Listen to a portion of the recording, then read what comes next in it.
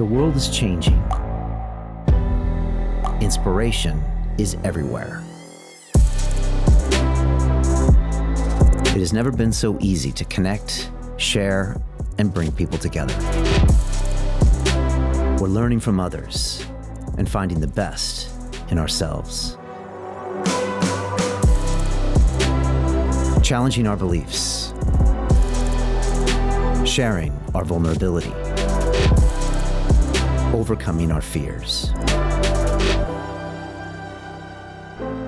Transforming ourselves so we can transform the world. How far can we go?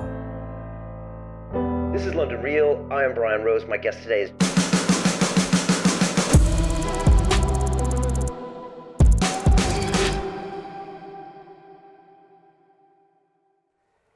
This is London Real. I am Brian Rose. My guest today is Yatsu, the entrepreneur, investor, business leader, and gaming pioneer.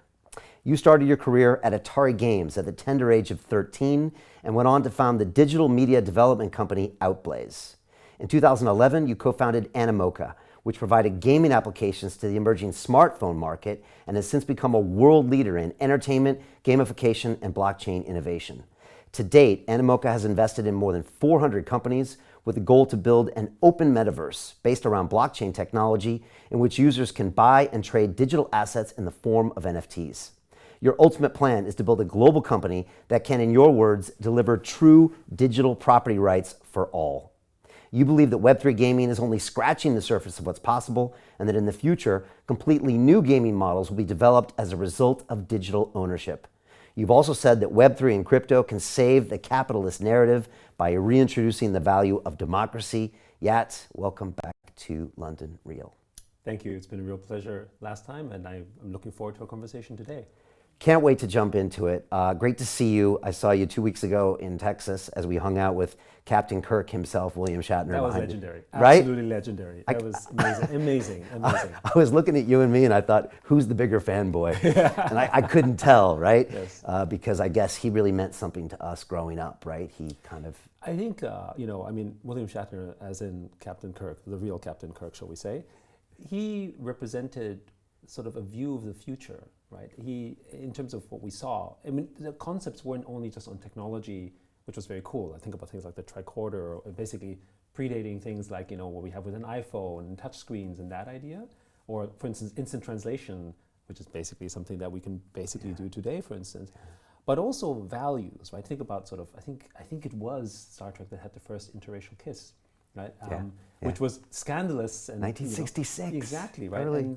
And then, relationships with aliens and sort of strange things like that, which were completely taboo topics, but brought it into the conversational frame to a level where today, we may still talk about it, but it's completely sort of part of our society, part of our culture.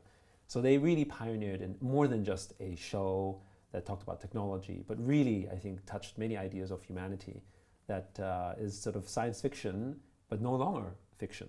Yeah, it's so important, those things. And I was watching it on the plane to Texas, and there's actually AI components in there. Because he goes, computer, can you tell me this about this? And the computer goes to the database and gives him an answer. And I was like, that's AI, that's ChatGPT. That's right. I didn't notice that a year ago. Exactly. We didn't think about it that way. But yeah. Exactly. Yeah. So it was pretty cool. Hanging out with him was cool. I know you gifted him an NFT, and he's posted it on Twitter. That's right. So, I gifted him a Mochaverse, and that Mochaverse, had specific elements. It's a Mochaverse that was holding a keyboard. So it's a little bit sort of, about technology in the future, and had sort of a rocket space look, basically, which is really what, I think he did for a lot of people to think about science and to think about sort of the future and to think about space and the possibilities, right? The symbol of a rocket is progress, right? And that really, I think, is what he gave to people. Outside of, those who were around to see the landing on the moon, I would argue that Star Trek inspired a lot of people to look at the future in a totally different way. Yeah, very much so. Well, I'm waiting for my Mochaverse NFT, so just send that over when you're ready. I'm a little jealous. But yeah, he was big for me growing up for so many reasons, and broke so many barriers and subconsciously planted so many ideas in our brains that changed society. I mean, I would argue more than any other television show of that era. Yeah. And great hanging out with him. And he's still curious, still asking questions. He was dropping. Incredibly lucid. Yeah. Incredibly lucid. We had some great 92 years conversations. old. Yeah. Great conversations. He was dropping his digital collectible with Orange Comet, one of our portfolio companies, and he's still curious, still out there. I mean, he just went up in Bezos's spaceship last year as well. Yeah. I mean, that's me at 92. So I want to jump into everything, but I want to remind everybody that in November 21, it was you that first explained the metaverse to me. I didn't get it. I had been in the blockchain space heavily for like 6 months, and I was having a hard time getting my head around it. You came remotely at the time, and you really brought everybody up to speed. So thank you for that. You came back a year later when you were here at Token 2049, right when FTX dropped, and we were trying to process all of this kind of, you call it kind of like the crypto Wall Street behavior. Yes. And we were processing that. Now we're forward another 6 or 7 months, and I was wondering if you could tell me, what is the state of the metaverse? You always blow my mind by reminding me that like 3.4 billion people play games. Mm-hmm. I know you said that gaming is the predominant form of culture for youth today. And I left my 2 boys this morning. They're 5 and 6 years old.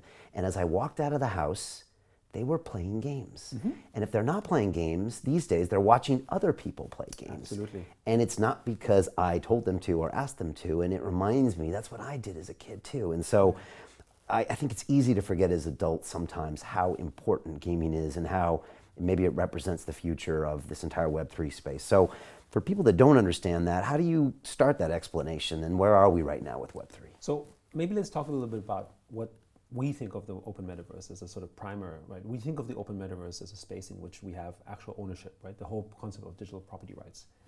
And there's a very big distinction, not to confuse it with the metaverse as was defined by Facebook, right? Which a lot of people still think it is. So they think of the metaverse as something that's, 3D virtual reality with immersive experiences, and you put something on your head and suddenly sort of you teleport into the metaverse. That's not the metaverse. That is an interface to the metaverse. But actually what you're experiencing is really an alternate reality that is real to you because the virtual world is effectively already real to you. In Asia, for instance, where I live, most of the time I would say, depends where, and I've been traveling a lot, people spend about 9 hours on average a day online. Think about that. That's basically most of your waking hours that you're online. When you're waking up, I think the study is that within the first 15 minutes, you grab your phone or you grab a digital device. Where do you go? Yes, you might look at something on the phone, but you've already traveled into a virtual realm. So your time and attention is already there. But the distinction is that the open metaverse is one where we own our time, where we own our data, where we have property rights around it. That space, which is known as the open metaverse, which is powered by blockchain, is what we collectively call as part of Web3. Last year was an over $30 billion economy.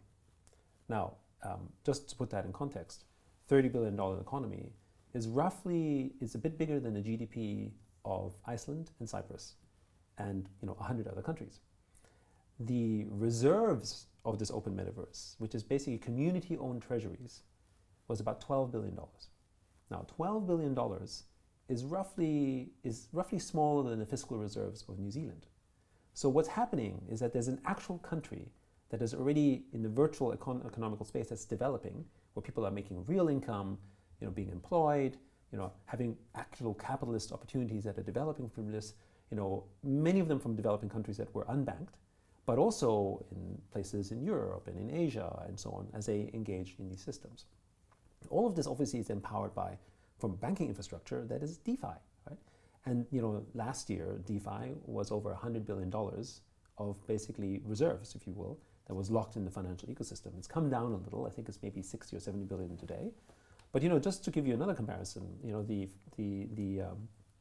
think the Federal Bank of New Zealand has $102 billion, for instance, right?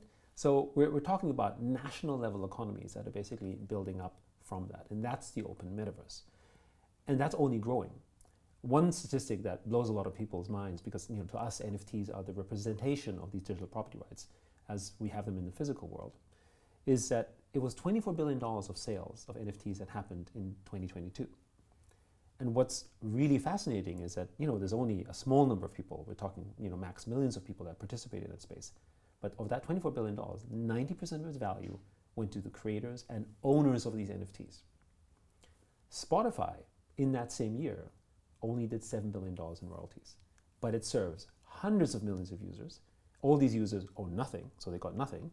And the creators slash, really, if you think about them, publishers, pocketed the remaining and then paid peanuts out to their artists, typically speaking.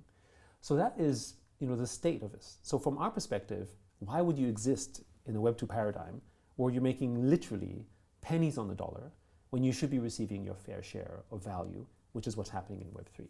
So that is the meaning of the open metaverse. And if you're not in it, then I think you're really sort of not seeing where the future is, because virtual work, I think, is the future anyway. We're already working at home on a computer. I mean, we're not actually physically doing, at least in developed countries, physically doing physical labor anymore. So even though we're not thinking of ourselves as maybe virtual employment, actually, does it really matter that you're physically in this office in the same way? You're remotely connecting with people, whether it's over Zoom or whether it's over Slack or whether it's over email. You're already a virtual being, and you can be anywhere in the world and you conduct your work. And that's really just the next step of engagement, where you then go from this quasi, I'm sort of in the physical world, but I'm also having this interface, into basically full immersion into that space, where all value is generated from this. And this is why Web3, and specifically crypto, is so fascinating. Because the medium of exchange in the open metaverse is going to be entirely crypto. And the other thing that's fascinating, of course, is when you think about something like AI, which become these autonomous agents in these games, like with these NPCs and so on, what are they going to be dealing with? They're going to be transacting in crypto. They're not going to open a bank account and sort of, do KYC in the traditional sense. They have to be authorized, but they're just basically going to go ahead and trade stuff over crypto. This paradigm of what's happening in the gaming world, but like you mentioned about your children, last year, something like $100 billion was spent in Web2 gaming items, right? And they were all trinkets, skins. They were cosmetic in nature. They were whimsical in nature. And really, if you think about that, that's a mirror of what we see in the physical world. When you think about us buying clothes and fashion, we're not buying them for utility. We're buying them because they make us look good or they make us feel good. It's part of our identity. We buy these things to represent meaning about us. And that element of culture in the physical world is really already happening in the digital world, but in a manner where we don't own anything. And that's why the open metaverse, Web3, and blockchain enables us to own these and create all the capital formation sort of possibilities that wasn't possible before in Web2, but is now possible in Web3. And you've talked about culture being like one of the biggest single drivers of economies in the Absolutely. world. Yeah. And I think it's in like high single digit percentages. It's something we don't think about very much. Because it's so in our life. Yeah, and like you said, I've heard you say this before, that when we make choices for shoes and clothes, and if it was just utility, we'd all pick the same thing. Exactly. And yet we spend ridiculous amounts. I think you said the more people spend on shoes, the less comfortable they are. Well, some may debate that. However, definitely there is no direct proportional value in the cost of the shoe relative to its performance of the shoe in the traditional sense. Like a very comfortable shoe would be very cheap, perhaps, right? But a very expensive shoe is not necessarily the physical comfort, but it gives you a sense of yourself. Like you feel good wearing it. And how do you express that feeling? That feeling isn't a logical feeling, because humans aren't entirely logical beings, right? We have emotions, we have desires, right? We're built in this manner, so we buy things that make us feel or look good. In the physical world, we also do self-expression in different ways. This may not have been socially accepted in the past, but today, for instance, people, wear sort of earrings, people do piercings, people wear tattoos, right? What is that? A tattoo is really, if you think about it, in the virtual sense, a kind of a skin, right? That is basically closer than just, something that you put on, or people color their hair. I don't think there's much of a difference, really. It's another form of self-expression, except you can do it much more rapidly and you can explore much more faster in the metaverse because of the fact that you have these devices where you can actually explore yourself in a manner that perhaps you couldn't do physically, not just because of the physical limitation, but perhaps because of societal behavior or because of other things that you can freely express online that you can't actually express physically. So I think of this as, it's already happening. It's already there, and you need to sort of at least understand it. Because, I may have given this example before, but if I had told, for instance, if in my mom's generation, I would have told her that we would be worshiping superheroes, right? and basically, those type of icons, people flying in the sky and basically sort of conquering some alien monsters, and that was what we were looking at. should be like, what is this? Why would we care about this stuff, right? Or that we were spending hundreds of thousands of dollars on things like Birkin bags and expensive, Hermes items and so on. They would have said, this is insane. Where we are today is exactly what we do today. Everything is related to sort of a self-expression and our identity. Culture is, in our view, the biggest TVL of any economy. Because that means culture, total value locked. Total value locked, like right. in crypto terms. In crypto terms. But in economic terms, it just means that it's stuff that you sink into the economy because of identity, because of different purposes outside of utility. For instance, whether it's a wedding ring, or maybe even the place you buy, or certain items that you have, these are things you will never sell. Right? They mean something to you. It's not because they're perishable, it's because they're special to you. And then you buy them, and they become part of your legacy. And that legacy identifies not just your identity, but travels down the identity of your entire family. I mean, think of those. Why are we obsessing about ancestry? And why do we care about our legacies and backgrounds? Because, again, we're exploring about who we are. Like, what's my background? Okay, there's a national identity. But then beyond the national, there is also the sort of, my history, my family history, my background. And I need to be reminded or reinforced on these physical things. In the digital space, we couldn't do this until Web3 and blockchain. Now I can literally pass on my legacy that's digital, that's permanent on, but with one major difference: no size limitation. Mm-hmm. I am not restricted. I can keep all these things. Maybe this tradition is kept less in the Western world, but for instance, in places like Asia, particularly in Japan, your home often, your ancestral home, is just something you don't sell, right? You own it because there's a legacy, there's a history that comes down from a history that says, where you're from. And so therefore you simply can't sell that, unless you have to, right? And it feels different. I mean, imagine for those people who bought their first home, built something in their life, and yeah, commercially it makes sense to sell, but what does it make you feel? Most people will have an emotional reaction to that. It's not logical, right? Someone's paying you more money? Of course, upgrade. But you leave something behind when you do that. And that's basically what property rights does for us, and it's culture. And that is what we invest and develop in. And because of culture, we have things like movies, and we have things like television, and we have people employed in the space, which has then caused an industry to create flat screen TVs, or PlayStation, or Xbox. Like, imagine if we didn't have culture in the world, there would be no retail, there would be no sort of technology, right? Think about just what the gaming industry spawned. The reason the gaming industry spawned high-performing GPUs, which basically, if you think about it, is one of the things that the crypto community basically ended up riding on for proof of work in the early days. Yeah, right? and AI now. And AI now, exactly, right? So it's the history of human creativity and innovation often begins in very whimsical ways.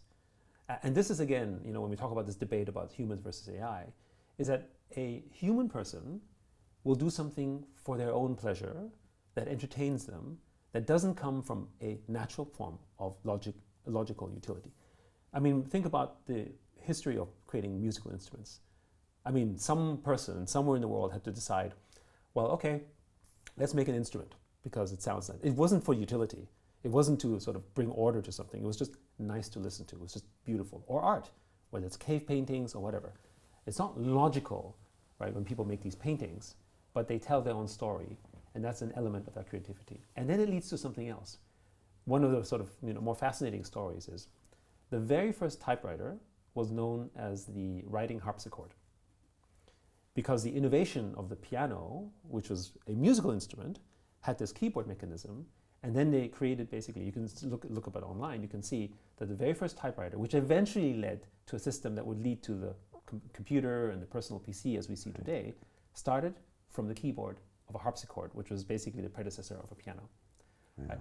And you'll find many cases in history, whether it's automatons or other things like this, where the innovations that we experience today come from whimsical and creative experiences that are very human and have nothing to do with practical utility. And now we have the PC and we have the computer that has a keyboard that really started from a musical instrument. Wow.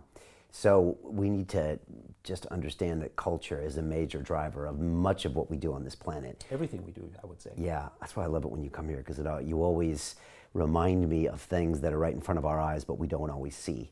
And I was thinking about this morning. I mean, I wear these three-piece suits that are done by an English tailor. I wasn't born here. I was born in San Diego, California. Yeah.